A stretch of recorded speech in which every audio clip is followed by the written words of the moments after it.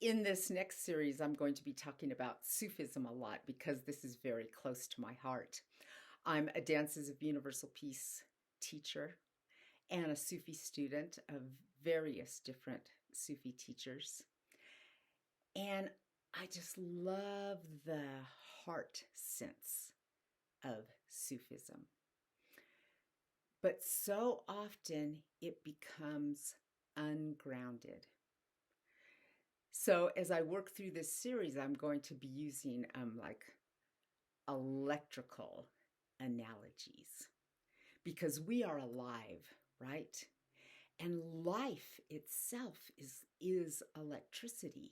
I mean, our brains, I don't know how inside all that mush, but somehow in there, electricity fires between neurons. And that's seems to have something to do with our thinking. So we're full of electricity. One of the things that paramedics do if you have a heart attack and you're dying in the ambulance is they shock you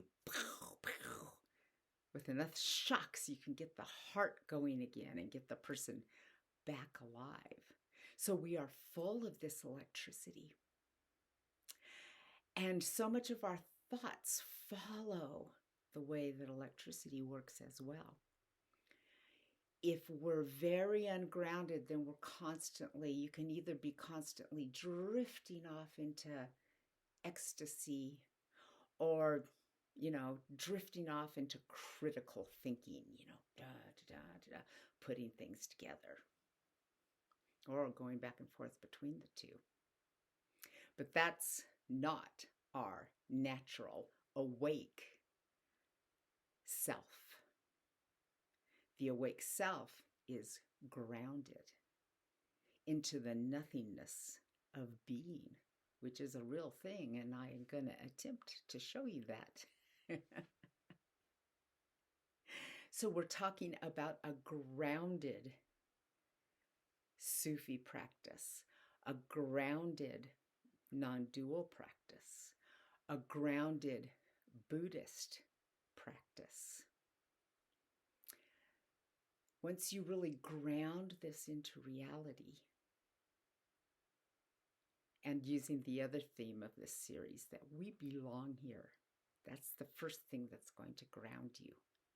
Once you ground into that reality, your whole sense of where you're going as a spiritual person changes. You're coming home. You're actually sitting in your living room.